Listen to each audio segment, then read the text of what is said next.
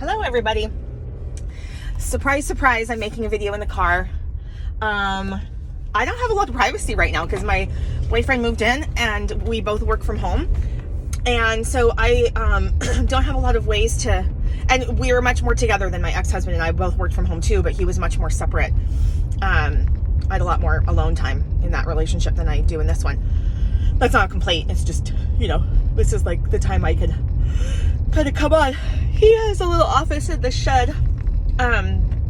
It's not as bad as it sounds. It's a she shed. It's like insulated and everything. But I apologize that this is going to be bumpy until I get on the freeway. So I hate when my sunglasses make that noise, that little rattling noise. Don't do that. Okay, Flight Girl Fitness coming into you with my update. God dang it. Sorry, just take this out.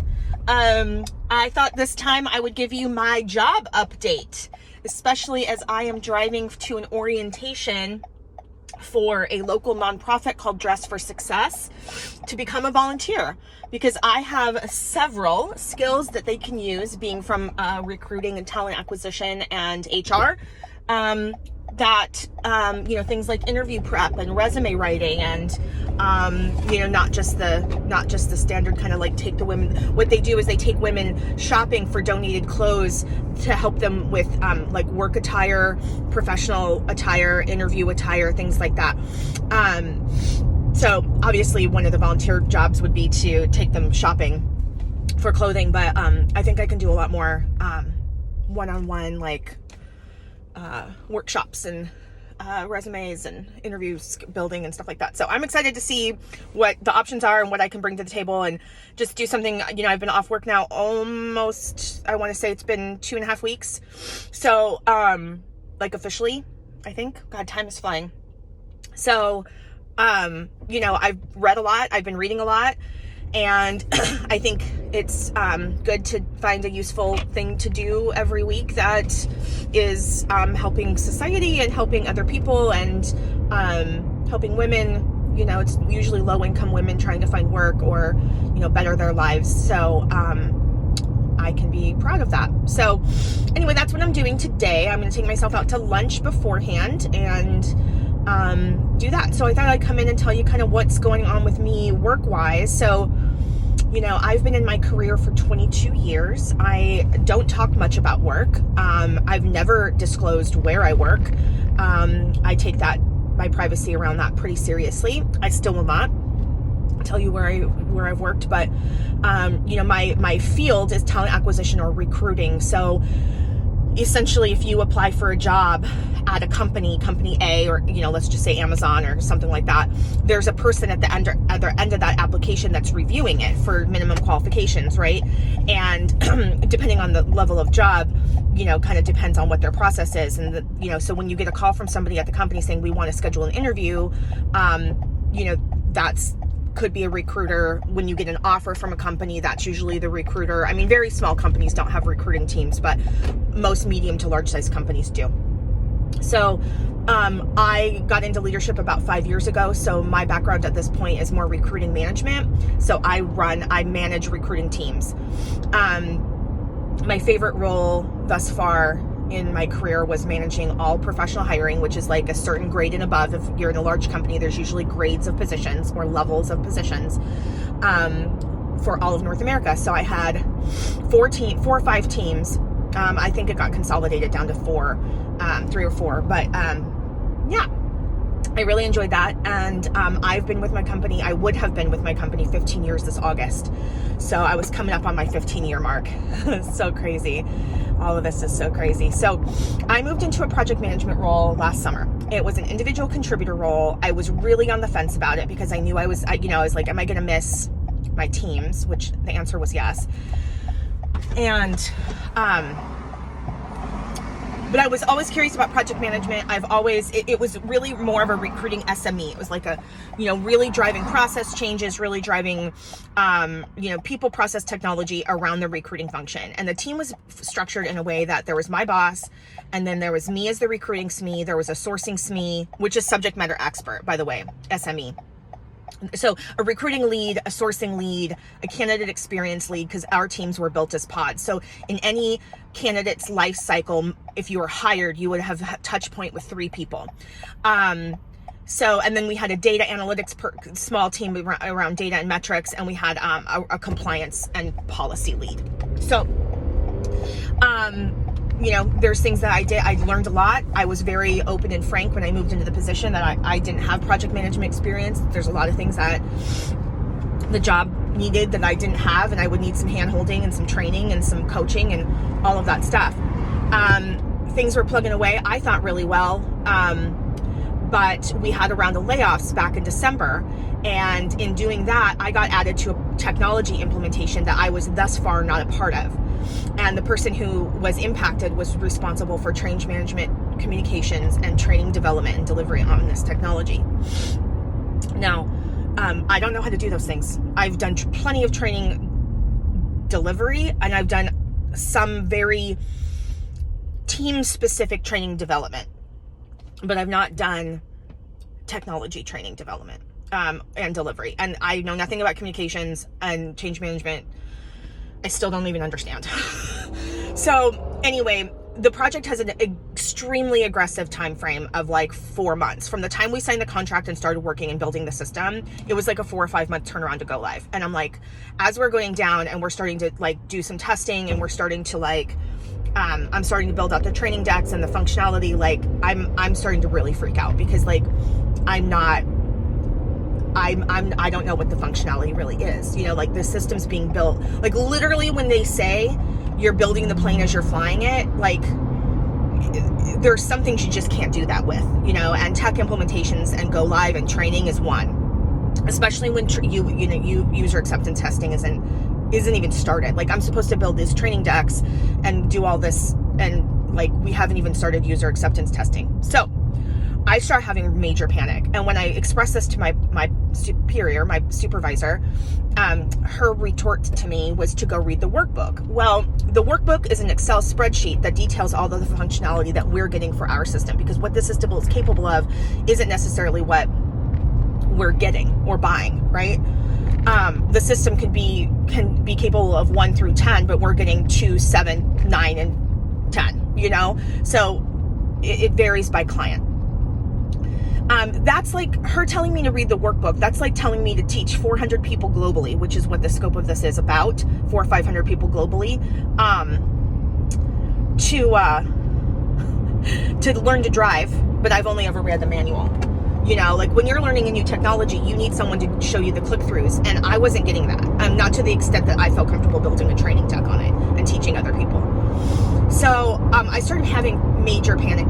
Like I was crying all the time, hair trigger tears on Sundays before I would go to the office. Like I have a home office, but like I would have chest pains. Like there was one Sunday I thought I was having a heart attack. Like it was just panic and anxiety. Like it's crazy. So I had already scheduled a doctor's appointment to see my doctor to ask him for some anti-anxiety medication, because I didn't have any, and I was not coping well. I've never handled stress like this before. I was working 10, 12-hour days trying to like force my way to learn the system somehow on my own, well enough to train others. Like I was not getting support. And that's that. So I wasn't getting the support that I needed to do an effective job. And then something else happened. The Friday before my doctor's appointment, there was something that happened. And I'm not going to go into detail on that, because I know some people from my company follow me, and I just don't think that I need to expound on it. But we'll just say it was like performance review related. And it sent me over the edge. So I had my doctor's appointment. That was Friday before Valentine's Day. I had my doctor's appointment Monday. I had talked to my CHRO and my boss's boss, kind of just because I already had a skip level meeting scheduled with the CHRO, and I just didn't feel like anyone had my back after so much tenure. And so that added to my stress. I was really hurt. It was really confusing. And I was angry. It took me a while to be angry. At first I was just like, that weekend was really dark for me. Like I was like, should I check into an inpatient? Like I was not okay. And So when I went to the doctor that Monday, I had no intention of asking about a leave. It didn't occur to me until I was in the appointment. And then I asked about FMLA, which is Family Medical Leave Act, which federally protects my position for 12 weeks while I take leave, unpaid leave for as long as I'm up to that amount of time, 12 weeks, to take care of any health related issues, which anxiety and is, and stress is. And I cried during my entire doctor's appointment. So he put me on a 4 to 6 week. I asked for 6, he gave it to me, and then I extended it twice after that. So I stayed out the full 12 weeks, and that was basically giving my company a big FU. And other than leaving my marriage, I will tell you, it's the second bravest thing I've ever done, because I basically was like, this implementation, this gun is going to go off, and I'm not going to be at the end of the barrel. I'm not. And so I just took myself out of the equation. Turns out their go live got stretched 6 months. So like here we're on a 4 month aggressive, super hyper aggressive timeline, and it got pushed out anyway. And I was like, I knew it, I knew the gun was going to, I knew something was going to explode, and I just didn't want to be involved, especially if it's like, my reputation and, my questioning my performance and who I am as a worker. So much of my identity is who I am at work, because I take so much pride in my work, and my work ethic is very strong. So I took the 12 weeks, but it's like, I wasn't just relaxing. It took 7 weeks for me to actually like start to take a breath, and then I had a couple weeks I felt pretty good, and then the countdown to go back started, right? So now it's like, I have to be back at work at May 11th. And the week before, I talked to my boss's boss, and we just kind of negotiated some stuff, and we just decided that I would resign, and I did have sick time. That was not an unpaid 12 weeks, by the way. I had so many hours of sick time. I got paid for the whole entire time. So that's another primary reason why I did it, is because I had hundreds and hundreds of sick hours built up over the course of 15 years. So, which I'm so grateful for. So anyway, I got a small package. It wasn't what I would get if I had been laid off, but it's something that I can, I've been aggressively looking for work this whole time. Obviously now I've posted, not obviously, you guys don't know this, but I posted on LinkedIn, so I'm getting a lot more traction now that I can be a little bit more public about it. I have some stuff in the hopper. I'm hoping something pops sooner than, I'd like to take a full month off, but, I'm hoping something pops sooner than later, and, get back to work, and then the money I have saved in the bank, I can go on a vacation and do some house renovation kind of stuff. And just have a nice chunk of money in the bank. So that's what's that. And, I am blissfully unemployed. I've, like I said, aggressively been looking for work the last 15 weeks. So, and I had been looking for work since October as it was, because I knew this job wasn't a fit, and I knew there was nowhere for me to go within the company. So, I was ready to make a change, and like my favorite people I knew were being impacted by a RIF, and I was starting to really question the leadership, and, so it was just time, it was just time for me to go. And as much as I miss, the people, because that's what kept me there, is my team and my coworkers and my peers, and just people I worked with on a day-to-day basis. I really enjoyed most of them. There are only a few that I really wish I never have to interact again, maybe 2. So that says a lot. 2's not that many, So that's my story. And if anybody knows anything in TA leadership, or you hear of anything through your guys' networks, let me know. I'm looking for a job. I will accept an offer if it comes my way, but I do hope it won't come until like end of June, because I'd like to have a month off to just lay in the sun and do some volunteer work and all that stuff. But beggars can't be choosers, and if something comes along in my comp range and that looks like a well-aligned fit with my background, then I will happily accept. So that's the story of my work update. It's bittersweet,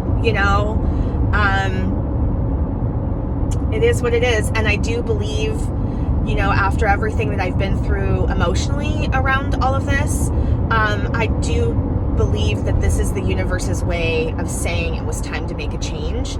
And because people have been telling me that for years, and I'm just like kind of risk averse, and change is hard for me, even though, you know, and on top of that, Greg moved in. Like, I've been through so much change in the last 3 years. I mean, I've been divorced. I sold my, you know, within a few months, sold my house and moved in with my mom.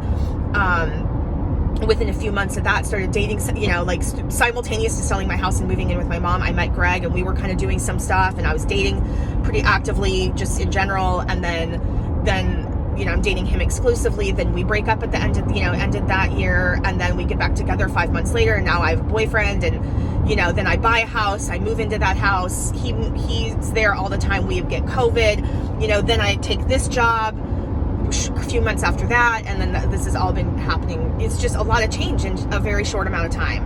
And, I'm ready to just land a gig and be fucking still for a minute and just like take a fucking breath. But, you know, I feel great. I have a very positive outlook. I mean, I'll be really honest with you, and I don't want to babble on too much longer.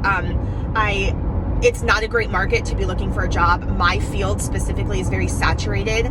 There are a lot of companies that overhired during COVID, and then when revenue starts to, you know, come out and financials start to happen over the course of time, they realized they overhired and they can't support that anymore. So, you know, a lot of layoffs have affected TA, and so there are TA jobs, but it's at my level, they're harder to come by, because getting a recruiting job you can do, it's just there's a lot of competition, and then there's less jobs at my level. So, you know, but I do feel I have a positive outlook. I feel good that something will come my way. I saw a psychic actually, and you guys can roll your eyes at me all you want, but it calmed me. It really made me feel so much more sure. And like, she said some shit. She physically described my boss and said some things that were like, I had told her nothing about my work. So, mind blown, like, yes. So I just feel confident and, sure that it will happen when it happens, and that financially I'll be fine. So I feel grateful that a small package was on the table, and that was even an option. And that I could leave my company with my head held high, and no regrets, honestly. So, shit. Okay. Sorry, I just got a text message and I missed somebody. So, okay. I will talk to you guys later. Keep it fly out there. Let me know how you're doing. Let me know any more content you want to see. And I'll talk to y'all next time. Okay, bye.